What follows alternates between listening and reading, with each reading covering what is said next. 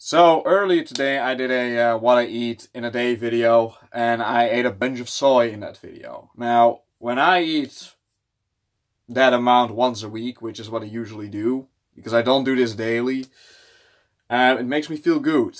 It simply improves my health a little bit. Now, if I eat a lot more than that, say I do that 2 times a week and I do that for a few weeks, that will make me feel bad. I don't know exactly why or how, it simply gives me an off feeling. It might be a gut feeling, but usually my gut isn't wrong.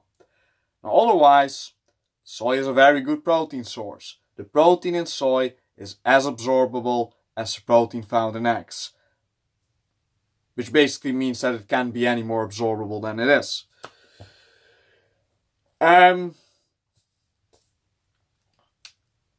But what is the science on soy, and what's my take on soy? Now, many anti-soy science is complete hogwash. It's bullshit. Things like phytoestrogens usually are not a problem. But there are a few concerns. And for one, phytoestrogens can actually become a problem. If you eat the amount that I've been eating in that video every day for a long period of time, it could very well be that you are gonna get noticeable estrogenic problems. Could very well be. If you do this, what I did 2 times a week, it's very unlikely that you're gonna get estrogen problems. Now, soy is not the only really rich source of phytoestrogens or estrogens. Milk is a very high source of estrogens. Chicken meat is a very high source of estrogens.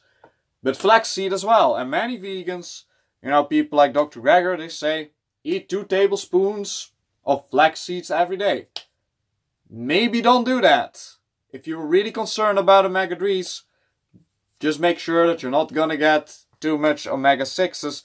That's a really good step in the right direction. And maybe eat chia seed instead, or some walnuts, or some hemp seeds. I think that hemp seeds are probably the best. So phytoestrogens do become a problem at high levels. This has been proven through science. But if you eat the amounts that I've been eating in that video, and you do that once or twice, or maybe even 3 times a week, very unlikely that it's going to give you problems. Actually, almost impossible. At least not in the aspect of phytoestrogens. The second thing is, and this also has a little bit to do with hormonal balance, is that soy is pretty high in omega-6.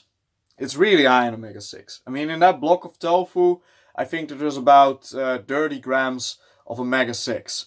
Now, that's not good if you're going to get that on a daily basis. That is actually, it's bad for inflammation.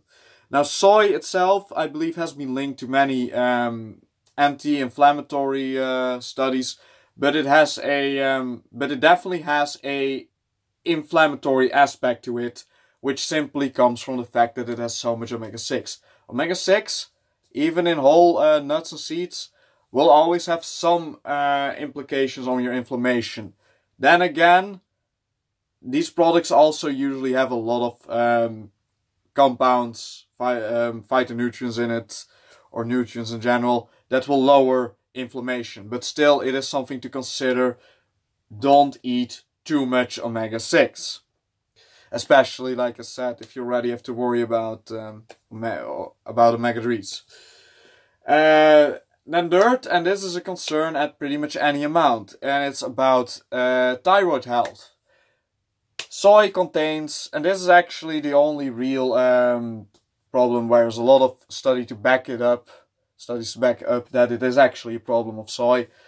If you have thyroid problems, if you have bad thyroid health, watch out for soy. Like I said, it contains a lot of goitrogens, and you can simply cook them out of the soy.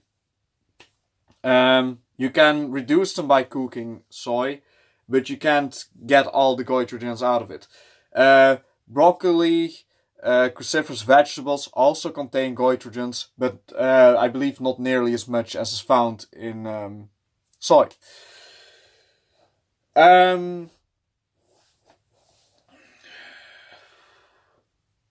So even if you don't have thyroid problems, make sure that you get enough iodine on a daily basis. These Asians that eat a lot of soy, they also get enough iodine to counteract the negative effects from the goitrogens.